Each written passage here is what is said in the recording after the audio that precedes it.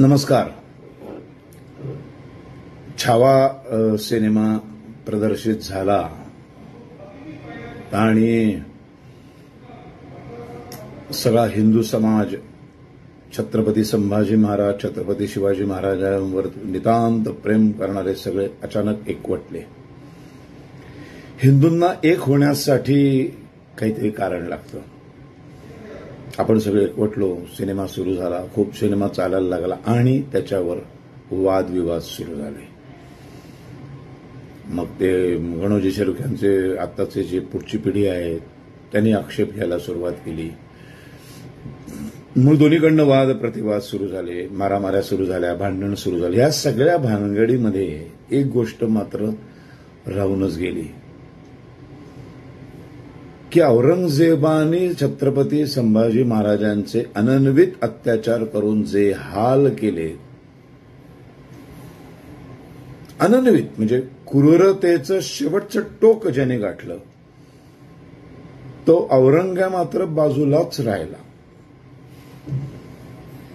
म्हणजे खरं तर सिनेमा बघितल्यानंतर जसं सध्या महाराष्ट्रामध्ये काही घडलं की त्या एखाद्या नेत्याचे फोटोवरती मग त्या कुठल्या तरी एका राजकीय पक्षाचे कार्यकर्ते असे ते फोटोला असे चपला बिपला मारतात, त्याच्यावर थुंकतात आणि असे सगळे जे प्रकार घडतात, तसं खरं तर औरंगजेबाच्या प्रतिमेवरती चपला मारायला हव्या होत्या. त्याचे पुतळे ठिकठिकाणी महाराष्ट्रात, हिंदुस्थानामध्ये जाळले जात आहेत असं चित्र दिसायला हवं होतं, पण तसं दिसलं नाही. दिसलं काय? मराठा विरुद्ध ब्राह्मण समाज.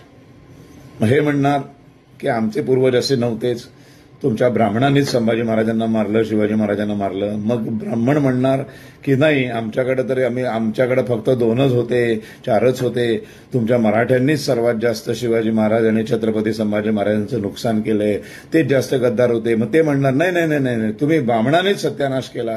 ब्राह्मण म्हणणार त्यांनीच सत्यानाश केला. अरे, ह्या सगळ्या भानगडीमध्ये आपण एक विसरून जातोय की औरंग्या बाजूलाच राहतोय. औरंग्याबद्दल जो राग, द्वेष जो नसानसात मिसळायला हवा होता, जी आग पेटायला हवी होती औरंगजेबाबद्दल, ती औरंगजेबाबद्दलची आग विझली. आणि आग कोणामध्ये पेटली? ब्राह्मण आणि मराठामध्ये. हिंदूंमध्ये आग पेटली. आणि हाच हिंदू जातीला लागलेला शाप आहे.